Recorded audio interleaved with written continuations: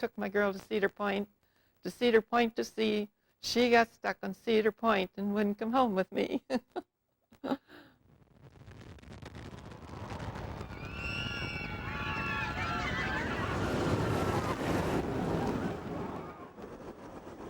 Today it's known for record-setting roller coasters. But in earlier times, we might have come for a picnic or a day at the beach. Some days on a weekend, it would be so crowded, you could hardly see the sand. There'd be so many people there.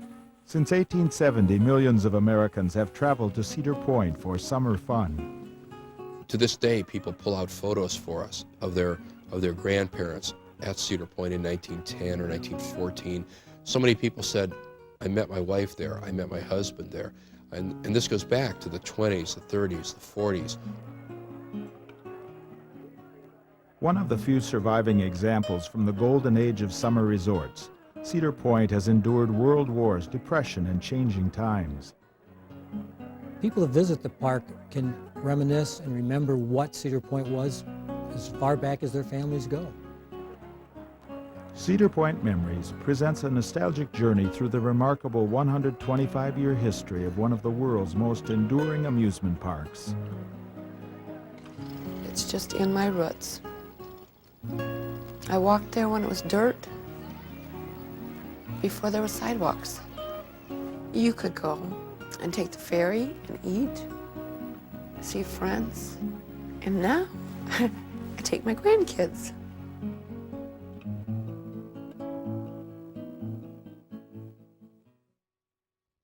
Funding for Cedar Point Memories was provided in part by a grant from Society National Bank, a KeyCorp bank.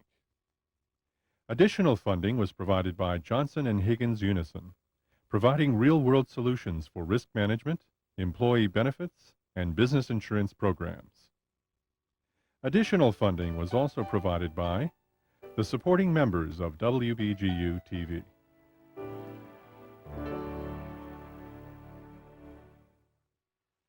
Grandpa, wake up! What?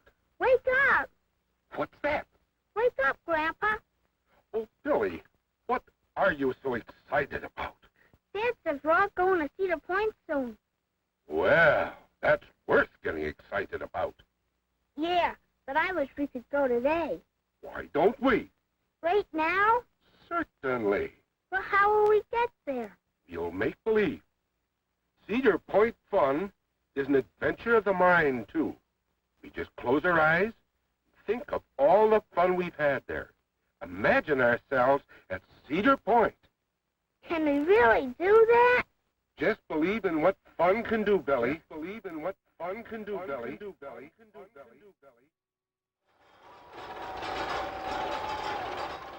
In 1995, Cedar Point marks its 125th anniversary, making it the third oldest park existing today.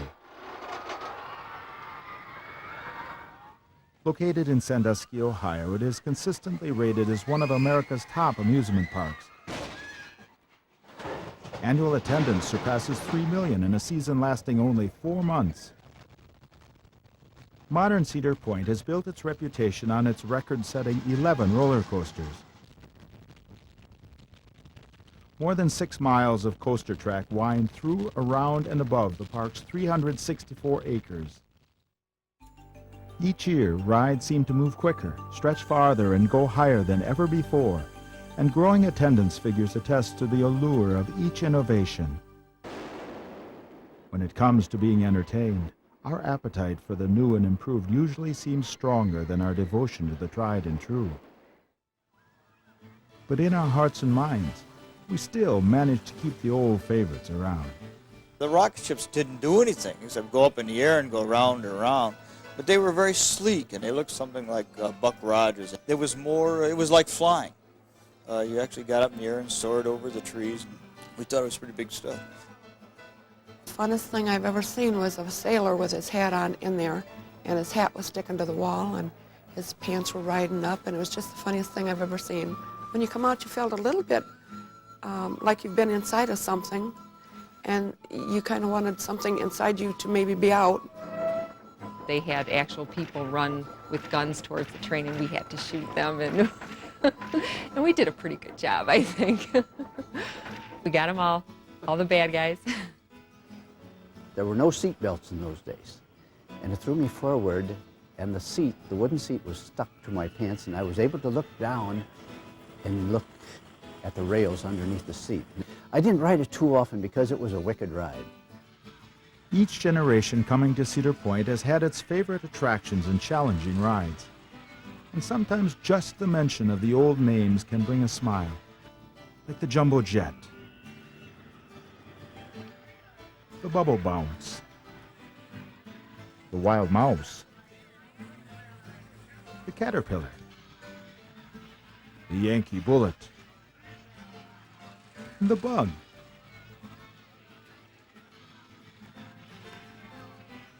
Yes, the rides have come and gone over the years, but the memories last, maybe even getting a little better with time. And why not? In our memories, there are no lines to stand in. The French fries can't make us any fatter. And best of all, those memories put us back with old friends and family. Because while the rides and attractions have changed, the essence of the Cedar Point experience has not. From the beginning, it has always been an escape from the concerns of everyday life, an escape we've made together.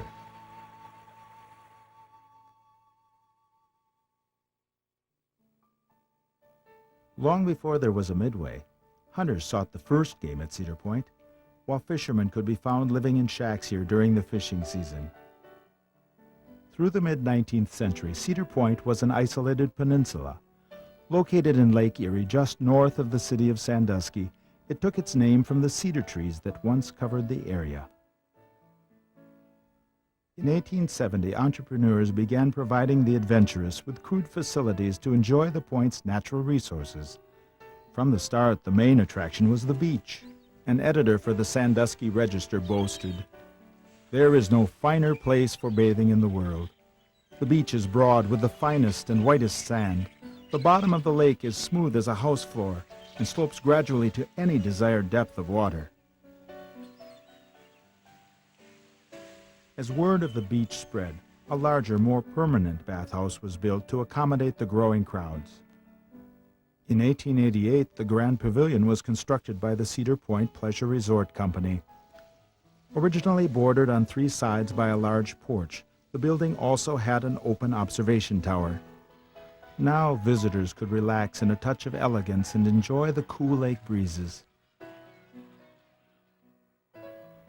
From the porch, one could watch those more daring ride the new water toboggan into the breakers below, or farther out, see would-be acrobats swing on the water trapeze. The porch also afforded an excellent view of open-air vaudeville shows, or a chance to hear an evening concert from the nearby music pavilion. Because the Grand Pavilion served alcoholic beverages, a ladies' pavilion was added to provide more wholesome refreshments. In 1892, Cedar Point installed the Switchback Railway, a forerunner of the modern roller coaster. A gravity ride, riders traveled down a series of small hills. At the end, the car was switched back to another track for a return trip. Although patronage increased with each improvement, Cedar Point suffered financially. Facing an uncertain future, the company eventually turned to an aggressive businessman from Indiana named George Arthur Beckling. George Arthur Beckling was an extraordinary man. He came to Cedar Point in 1897 with no knowledge of the resort industry at all. Within 10 years, he turned Cedar Point into one of the greatest resorts in the United States and was himself a millionaire. He was one of perhaps 12 men in the United States who really founded the summer resort industry and led the way. One of Beckling's first improvements was the addition of hotels on the point, including the White House in 1901. Along the beach, he extended the boardwalk to a length of 1,000 feet. In 1902, a more advanced roller coaster called the Racer was put in, not far from the bathhouse. For a nickel, riders could jam into one of the 11 cars. From there, they climbed to a thrilling 46-foot height before racing around the double tracks. Along with all of the new construction, more attention was now given to landscaping the point. In the early years, Cedar Point had little or no grass, mainly because it was covered with sand. George Beckling decided that it would be nice to landscape the area around the Grand Pavilion. So one of the things he did was to bring in dirt and then plant trees, shrubs, and grass. The problem was how to handle mowing all this lawn every week during the summer months. His solution initially was to bring in a herd of sheep, which he turned loose, and hopefully they would eat all the grass. It wasn't the most successful thing in the world, and the sheep didn't last very long. They eventually went somewhere else. In 1904, Beckling literally changed the point itself. He had a series of lagoons dredged and opened to the water of Lake Erie. His intention was to import a fleet of Venetian gondolas to operate on the new waterways. Although the gondolas never appeared, the lagoons did become a favorite with recreational boaters. That same year, Beckling purchased statuary made for the 1904 World's Fair in St. Louis. The statuary became a permanent feature at Cedar Point. The Crystal Rock Castle was built not far from where the main Midway ends today. Named for the local brand of beer it sold, it was memorable for its unique castle-like appearance.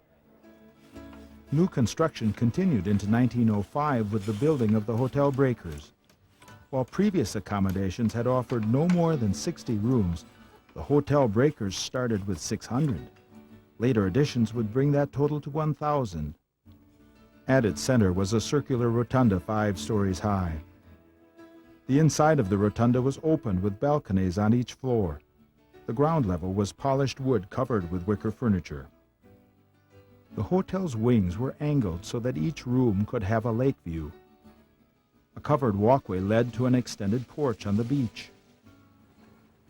Clearly, the Hotel Breakers embodied Beckling's desire to develop a first-class resort. George Beckling spent a great deal of money to make sure it would be the grandest hotel that could be constructed. He engaged some notable Cleveland architects to do the design. He also brought in things like Austrian furniture, Louis Tiffany's chandeliers and windows, and also put a lot more into the hotel than you would expect to find in the average hotel, such as barbershop, beauty shop, a Western Union telegraph station, and so forth. So that what he built was a first-class hotel that rivaled the hotels of Atlantic City. Over the years, the hotel would welcome many notable guests, including 6 U.S. presidents. But even as it opened, another large-scale project was already in the works. 2 stories high, 150 feet wide, and as long as a football field, the Coliseum continued Beckling's philosophy of thinking big. On the bottom floor was the Ratskeller, where beer and wine were sold. The top floor was advertised as the largest dancing pavilion on the Great Lakes. Over the years, the Coliseum would become perhaps the most recognizable landmark at Cedar Point. As big as the Coliseum and Hotel Breakers were, the biggest change came with the addition of an amusement area before the 1906 season. A $10,000 carousel was installed where rides could be had 1 for a nickel and 6 for a quarter. And now visitors could see the jungles of Cedar Point on a new miniature steam railway. This film, shot some years later, reveals that a miniature village was hidden deep within the jungles. I remember they had to put a tall smokestack on it so that the smoke didn't come back in the man that was running its face or the people that were riding on the train. But it was a favorite ride of all the little kids. I remember that very well.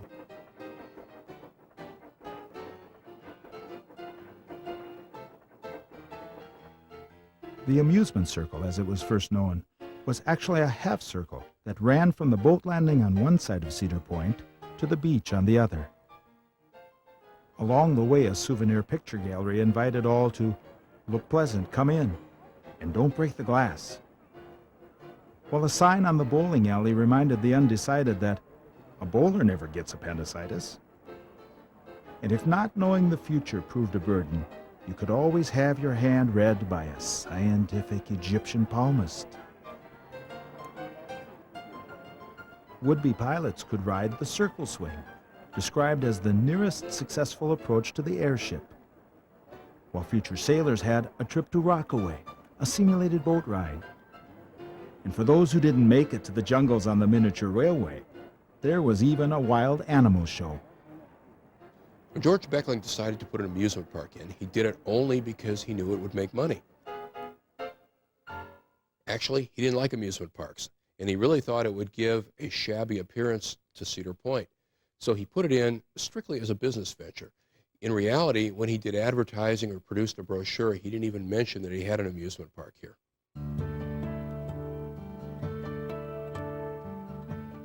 With the amusement circle, Cedar Point was now comparable to other great resorts of the era, like Coney Island and Atlantic City. Billing itself as the queen of American watering places, Cedar Point soon attracted visitors from all around the Great Lakes. Steamers from Cleveland and Detroit began regular service to the point. Beckling spent $25,000 to build a pier just to handle the larger ships. The crowds they brought helped make Cedar Point an overwhelming financial success. Cedar Point probably never would have become what it was if steamship travel had not been available. Now, originally, there were no roads to Cedar Point. Therefore, you had to get here by water. So either you came from Sandusky on a boat, or you sailed from Cleveland, Detroit, Toledo, or even further away by steamship.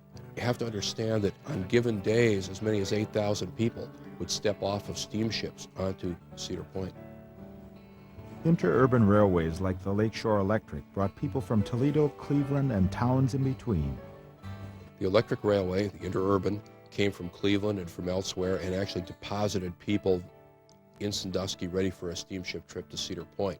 And maybe even more importantly, steam railways booked excursions into Sandusky, specifically for the purpose of taking people to Cedar Point. Steam trains came right down to the docks on Water Street in Sandusky, and on a busy day, there were virtually lines of trains letting people off and later putting people back on for their trips back. From Sandusky, passengers boarded one of the several ferry boats serving the point. On June 26, 1909, G.A. Beckling and a large christening party welcomed the newest of these ships, the G.A. Beckling. Costing $120,000, the Beckling had a capacity of 2,000 passengers. With 2 pilot houses, the steamer saved time by never turning around. Over the next 40 years, the Beckling would become a familiar sight on the bay. Once let off at Cedar Point, visitors were offered a growing list of things to do. Between the Grand Pavilion and the Hotel Breakers, a vaudeville theater was kept busy offering 2 shows a day, and concert bands were a regular feature.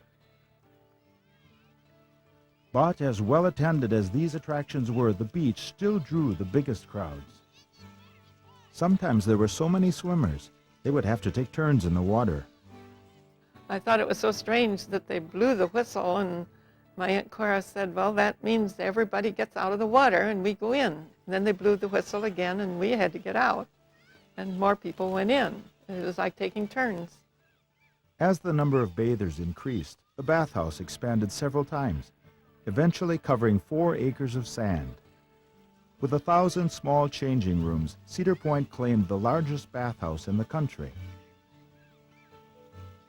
Our bathing suits were so crazy. We had to wear such big suits. There were bloomers like in a big midi top with long sleeves. That's what the women had to wear. And the men's suits were, I don't know whether it was a 1-piece or 2-piece, but I remember that they were crazy outfits. Maybe even more popular than a chance to swim in the Lake Erie Breakers was watching from the elevated boardwalk, especially when a contraption called the Sea Swing was installed offshore. That could always be counted on for a chuckle or two. A circular swing that people sat on little chairs, and it had a little gasoline engine. When it was turned on, the swings would swing out over the water. The Sea Swing was sort of scary to me, but I liked to watch the others. They were all having so much fun. If people actually hit the water, their bathing suits would fill with water, and occasionally the bathing suit would come flying off. If people watching was your thing, then wandering up and down the boardwalk became a must when visiting Cedar Point. It was the place to see and be seen. You might even see an animal or two along the way. At night, strollers might stop to watch a brilliant fireworks show out over the water. The sand sculptors were always guaranteed to attract a crowd along the boardwalk. Their creations were elaborate, if only temporary. On August 31st, 1910, pioneer aviator Glenn Curtis landed his Albany Flyer right on the sand at Cedar Point. Using tire inner tubes as a life jacket, Curtis had flown 65 miles across Lake Erie from Euclid Beach in Cleveland. An enthusiastic George Beckling congratulated Curtis on what was then a world's record for flying over water. The event created such a sensation that aerial exhibitions and airplane rides became a regular feature at Cedar Point. Two student lifeguards made history of another kind in 1913. Newt Rockney and Gus DeRay spent their off hours perfecting a little-used football play called the forward pass. The play would help catapult Notre Dame into national prominence and Rockney into legend. Rockney was just one of many college and high school students working seasonally at the resort. Due to its growing size, Cedar Point required a large influx of employees for only a short time. This led to the yearly tradition of seeking out students from schools throughout the Midwest. The top full-time employee was without a doubt George Beckling. After becoming majority owner, he renamed the Cedar Point Resort Company the G.A. Beckling Company in 1917. And now a millionaire, Beckling looked forward confidently to a prosperous future for himself and Cedar Point.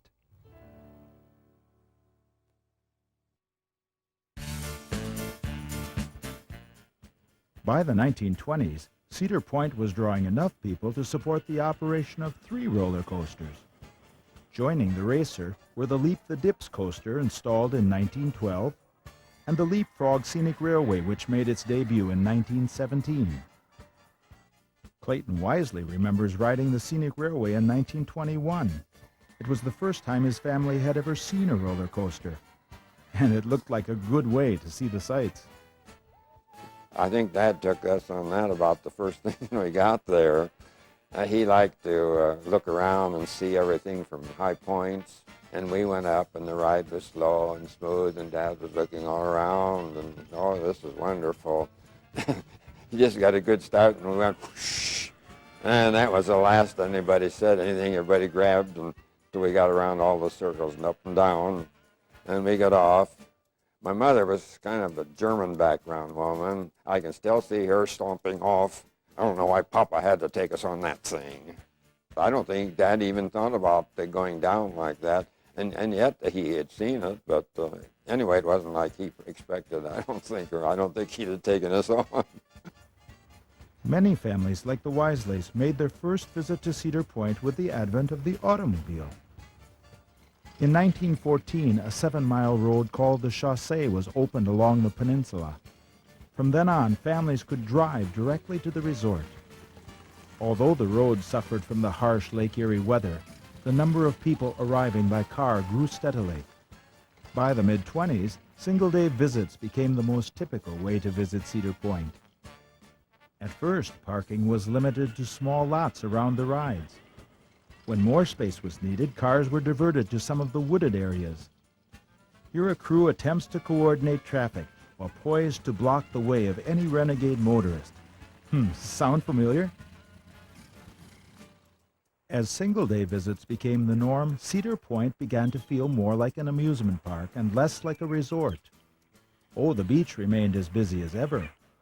But increasingly, people came just to wander the Midway. Some were lured by the games of chance. And who wouldn't be tempted to risk 10 cents to win an electric-eyed teddy bear or an electric boudoir lamp doll? For many, the day wasn't complete without a meal in the picnic grove.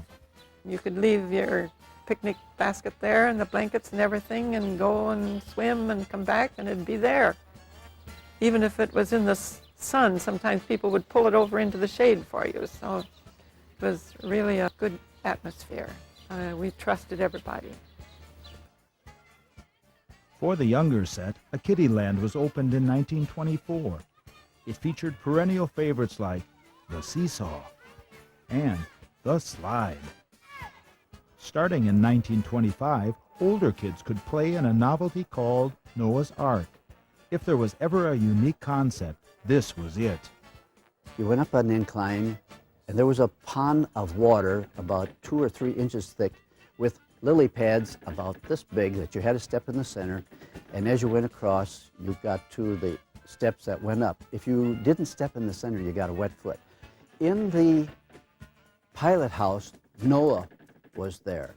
Now, the wooden figures that were on the outside of the ark rocked back and forth with the boat, and they had fish lines.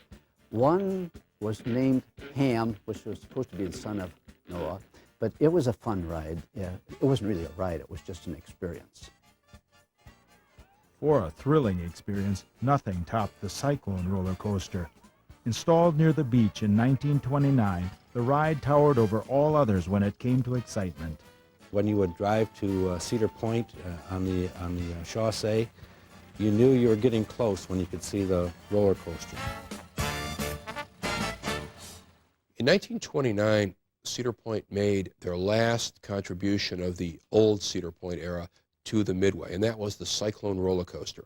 And during its years of survival at Cedar Point, 1929 to 1950, was probably the greatest ride installed ever at Cedar Point through that time period. That ride up that long, long hill was, to me, it struck terror into me. But I had to do it. And so when you started down, and some people stood up, and I never did. I always felt that maybe it would be my last act on earth or something. And when you got off, and you say, "How was it?" And it's okay. It's okay. No big deal, you know. I thought you were shaking all the time. Well, it just that it threw you around tremendously. Today they call it G-forces, and in those days they didn't know what it meant. It was just plain wild, and a lot of people came off rather bruised up. The Cyclone was notorious for being rough. It featured some steeply banked turns. It was fast, and many of the operators said every day they could walk under the ride and find anything from coins and fountain pens to false teeth and wigs.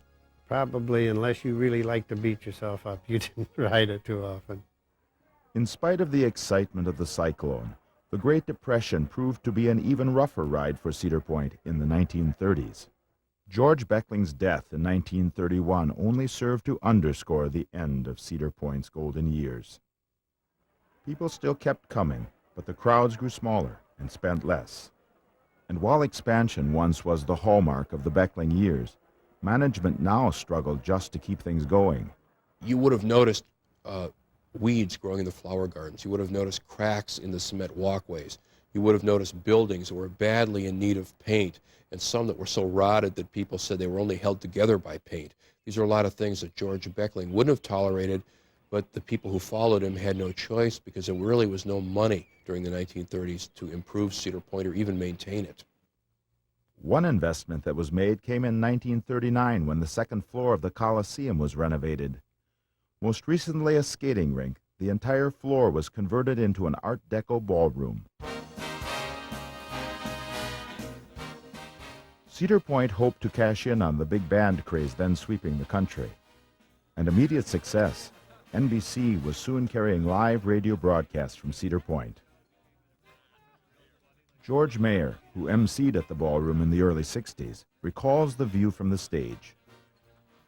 It was a marvelous feeling just standing up there on this bandstand looking out over the audience, all dressed up for the occasion, because at that time, you know, young people and even those that were much older would always dress up with sport coats or suits and nice dresses to come and watch a big band perform.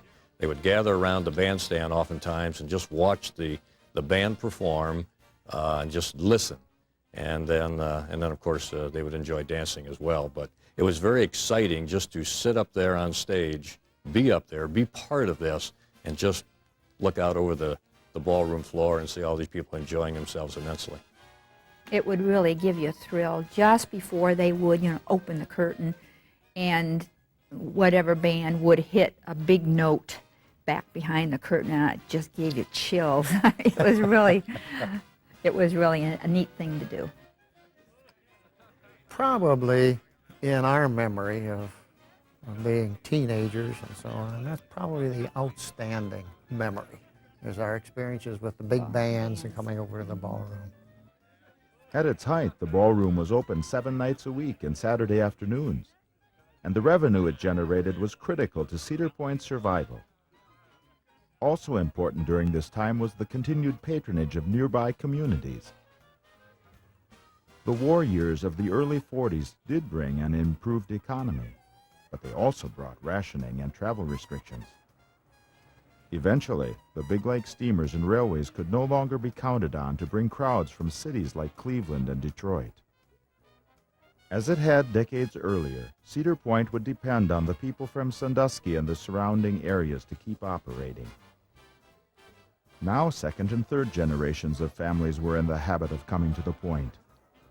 To many, Cedar Point was like a second home or a city park, somewhere to wander when you had a little time. When the war ended, Cedar Point was worse for the wear, but still standing. Even after years of financial hardship, the rides were running. And if they didn't shine quite as much, it really didn't matter to the young at heart. As soon as we got off the boat, we headed for the rides. The octopus, the tilt-a-whirl, flying scooters, the bug. These were some of the exotic names enticing young riders on the Midway. It was exciting to us because we didn't know anything different. We didn't have television and seen everything and heard everything and so forth. We thought it was really something. It was a real world-class place to be. I think that often we spent as much time probably deciding how we were going to spend our limited funds as we did anything else. Ask someone today to remember a favorite ride from these years, and they'll probably tell you the Caterpillar. It just went around in a circle with cars that had a canvas cover over it. So as soon as it got going, then the cover came over it, and it looked like a big caterpillar that went around and over hills and so forth, except that when the cover came, then it was dark. And so that was fairly scary. You were going up and down and around and around and in the dark, and the girls would always scream and so forth. And so we considered that a pretty exciting ride.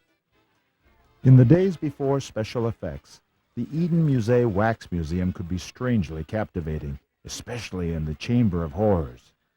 When you went to buy the ticket, you usually stood in line, and after you've been there a couple of seconds, you realized that the people that you were in line with were wax figures. So you had to go around them, and when you went in, they had a lot of things in there, Dillinger's electrocution. They had the Diane Quinns in there. And what used to scare people, especially older people, when they'd walk along and not look, they had a wax figure of an old scrub woman on the floor, and guys would stumble over it and excuse themselves to the woman. One was of a woman, a midwife in New York, putting a little newborn baby into a coal-fired stove with the mother in the neighboring room, horrified, seeing what's happening. One of the most horrible-looking ones was a man that had apparently gone into a coma, and they thought he was dead, and they buried him. And then when they dug him up, he had tried to get out, and it was really a horrible impression that they made of that face. His eyes were wide open, and his hands were bloody, and he'd scratched himself and all, and it was massive blood. It was kind of a sickening sight in those days. Kids nowadays wouldn't be too disturbed with it. If you still had an appetite after a good scare, a stop at Berardi's French fried potato stand might be in order. Probably the best known of all the family-run concessions, Mama Berardi's fries were worth every penny. Speaking of pennies, the circular penny arcade was always a good choice for a game of skee-ball or other intrigues. You could buy postcards of girls in bathing suits. The bathing suits had considerably more material than they do in today, but we thought that was pretty. We wouldn't have dared to take them home, but we thought it was a wonderful place.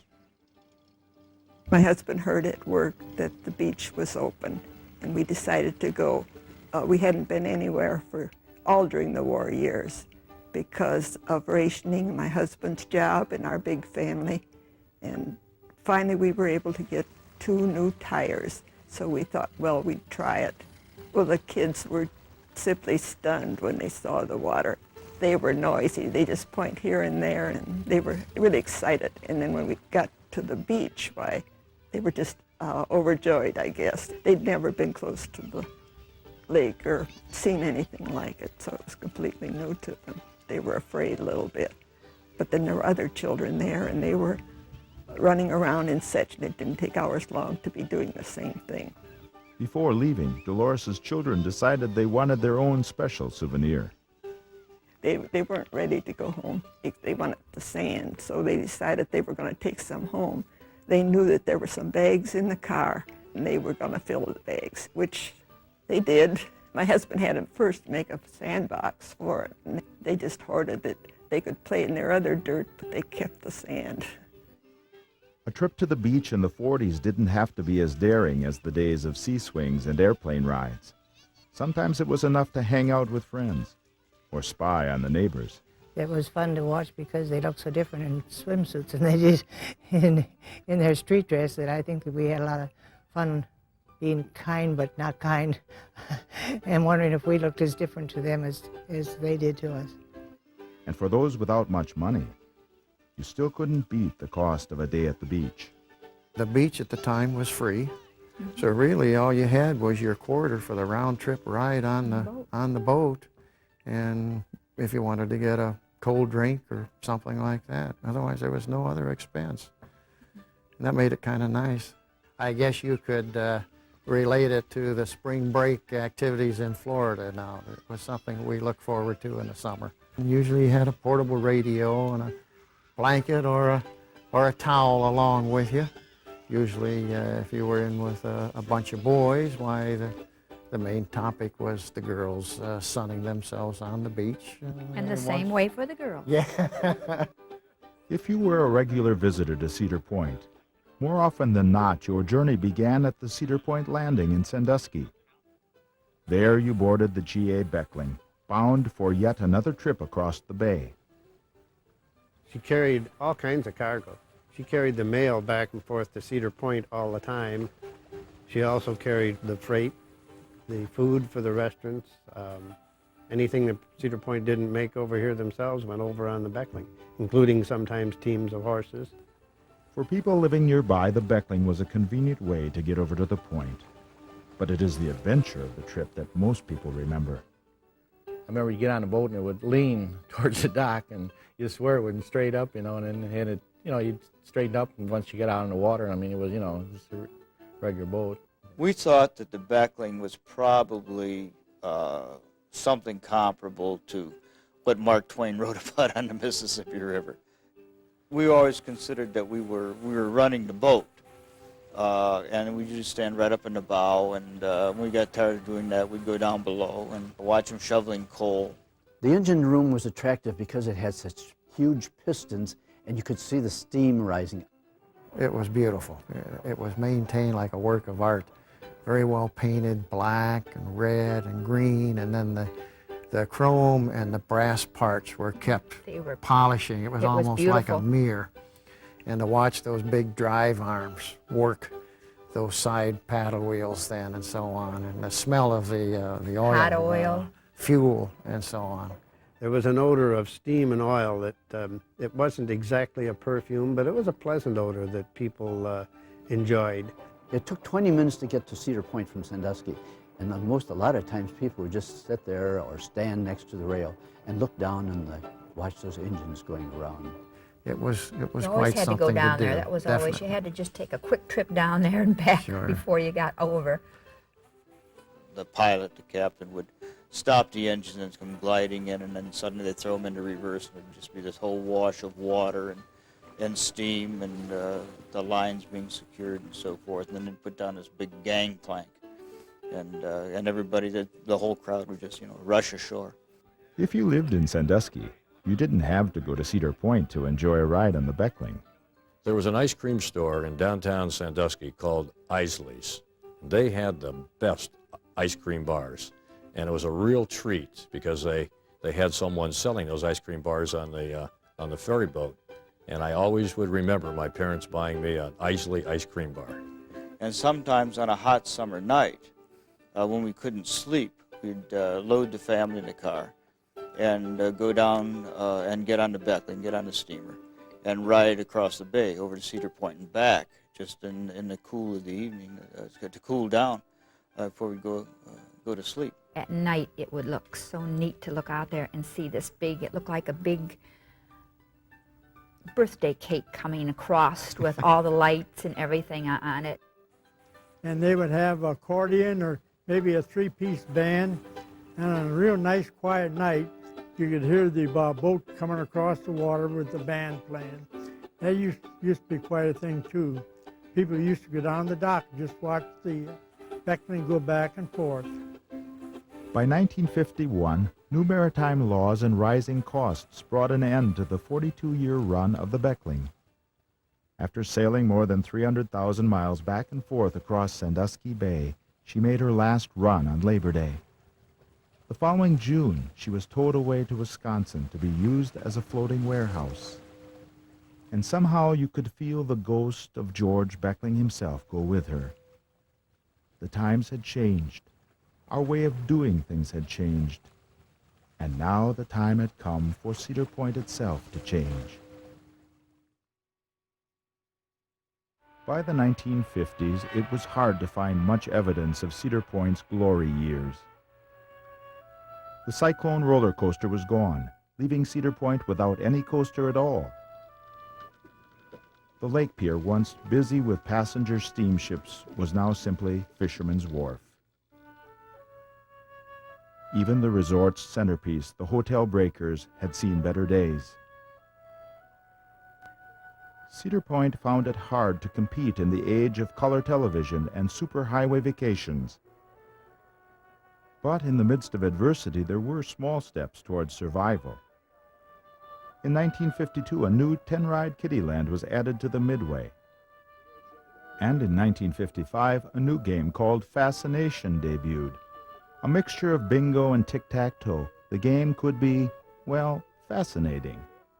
My grandmother, for the first time ever in her life, cheated. My grandmother would take a ball from each other person on the other side I really don't and think roll them up there. I don't think she did too. I don't think she realized it was.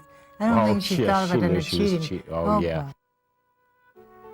In 1957, Cedar Point took a giant step in its evolution with the completion of a causeway across Sandusky Bay. The causeway helped alleviate traffic jams on the old Chaussee Road. But more importantly, it attracted the attention of Toledo bond dealer George Roos, who regularly flew over the Cedar Point Peninsula. He started soon after buying up stock in the J.A. Beckling Company and eventually took control of the company. His intentions, though, were not to develop Cedar Point as a summer resort. He wanted to tear everything down and put in 1,000 ranch-type homes and turn it into a Fort Lauderdale of the North. Sentiment against closing Cedar Point was strong, even if it no longer was the queen of American watering places. Adults just found it hard to accept that something they had known so long could go away. There's a feeling of ownership, and I think there are many, many people who come to Cedar Point and who have for many years that feel they own a piece of Cedar Point because they've been attached to it for so long. Roos and other investors did take over the G.A. Beckling Company, but Cedar Point itself was spared from demolition. The decision was made to turn the facility into a modern amusement park, a Disneyland of the Midwest. This rare film contains some of the last images of old Cedar Point. Tired and worn from years of use, it would end its life empty in the cold of winter. The new Cedar Point would experience a much different fate.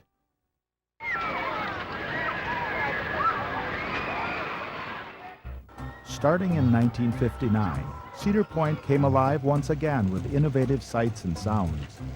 Not since the days of George Beckling had so many new attractions been presented to the public. One of the first additions was a small roller coaster-like ride called the Wild Mouse. This was soon joined by the sleek, futuristic monorail.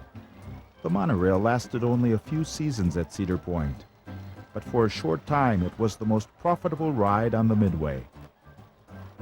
The main Midway, with its wide concrete walkways and elaborate floral displays, was a marked contrast to the dirt paths of the old amusement circle. And as if to leave no doubt the times had changed, a massive double Ferris wheel was placed at the front of the Midway. And it just looked so awesome and mechanical. You just knew you was going to have fun when you got on it. So you was doing the turnaround of the big wheel, but yet you had the flip-flopping of the little ones. And the flip-flopping is where you got the queasies in your little belly, and you just had to go again because, boy, that was great. The double Ferris wheel was soon joined by another ride that would become a trademark at Cedar Point, the Sky Ride. And innocent families would never again have to ride a roller coaster just to see the sights. Starting in the 60s, one impressive sight on the Midway was the annual gathering of high school bands for opening day.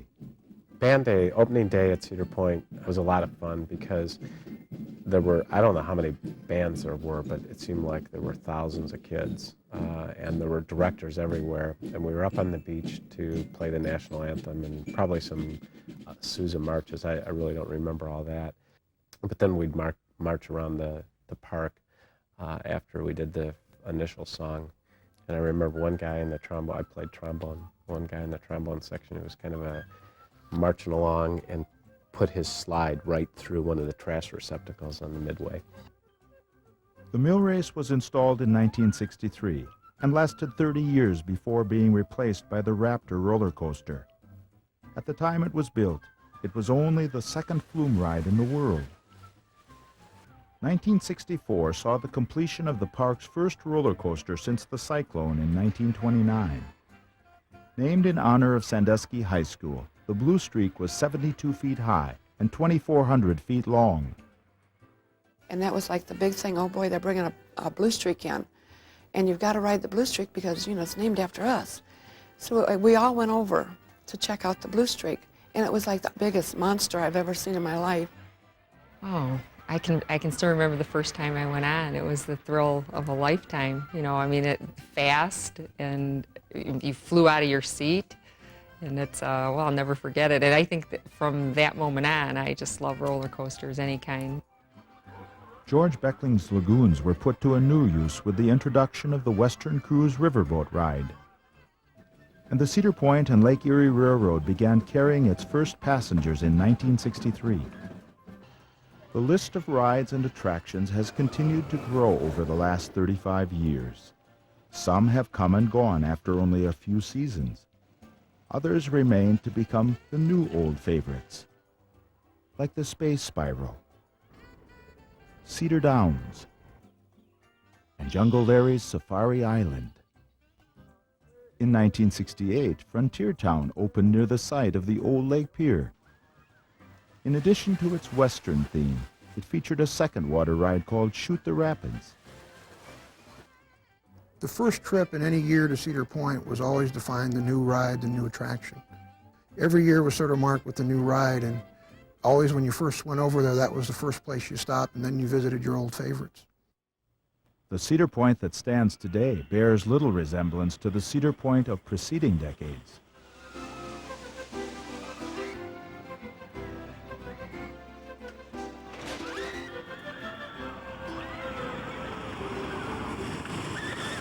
If we look at the competitors, almost every one of the amusement park competitors of Cedar Point is gone. The parks in Toledo, Cleveland, Detroit, Vermilion, they're all gone. They've long been out of business. So Cedar Point has managed to survive where almost all of its contemporaries failed. And as the park changes, we hold on to souvenirs, bits and pieces that help us remember something we liked about being there. These pieces here are carnival glass that were won here at Cedar Point in the year 1912. His uncle won them and gave them to his mother. We are looking at an ostrich from Noah's Ark, which was founded in 1925. It's now 70 years old. It's a primitive carving. It's built of solid mahogany. The springs in it are brass, and they have the original spring. I have had it at Parkview Barbershop in Sandusky for 23 years, and it's a big attraction to the young kids that come in here. Hi-ho, Sliver. It's a Webster's notebook, and on page 1 through page 6, this is my story to Cedar Point, 1921. One of the rarest pieces I think that we've found are sand buckets that were made for the beach. And they're lithographed tin, it says Cedar Point on them. And apparently these, over the years, rusted and were thrown away, so there aren't many out there. Probably one of the tougher things to find in Cedar Point collecting. This is a paperweight that I found down in Findlay, Ohio from the early 1900s. Early bathing beauty when the bathing suits were longer and not so revealing. Well, we've had the passes. 1974, they've started to issue these plastic ones. They did have passes before that, but they were just cardboard. They were $2, and that would just admit you to the park, and you used to have to pay for all the different rides you rode on. Even with the passing of years, styles, and circumstances, we have always come to Cedar Point for the simple pleasures, to be happy and to see others happy too. Cedar Point is not really a product. It's something that families really enjoy. I think one of the biggest pleasures I get of working at Cedar Point is walking the Midway, seeing families interact. It's the type of business that a father and son will hold hands when they get off the Magnum or the Mean Streak. And just to walk in the park or to stand at the exits of the stations and watch this love between father and son or father and daughter really is something that makes Cedar Point very, very special. A lot of times when I come over with my father, we'll just walk around, just, enjoy the beach and walk along the boardwalk and Frontier Trail and just be lazy about it, just walk around and enjoy things.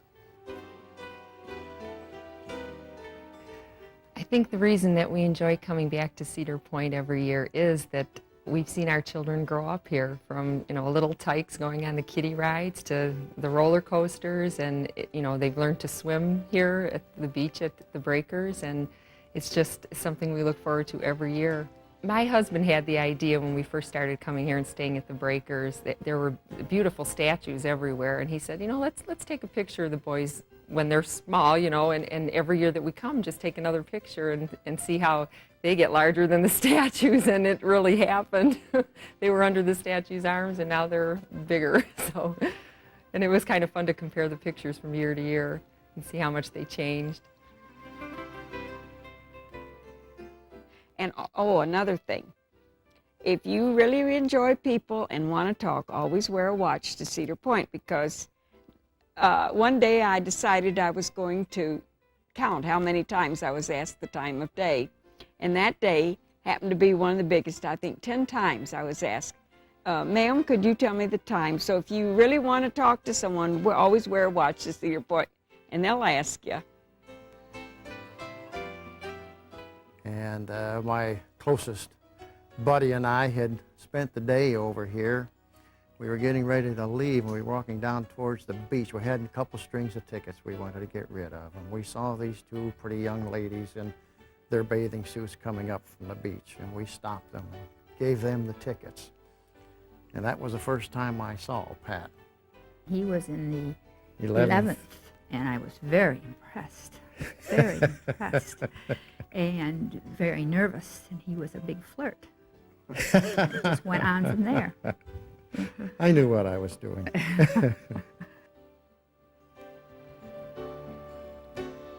Choose any year and you'll probably find the same smiles, the same anticipation, the same satisfaction. And when we stop to remember the good old days or to show off a treasured souvenir, we are once again reminded that being at Cedar Point meant being together.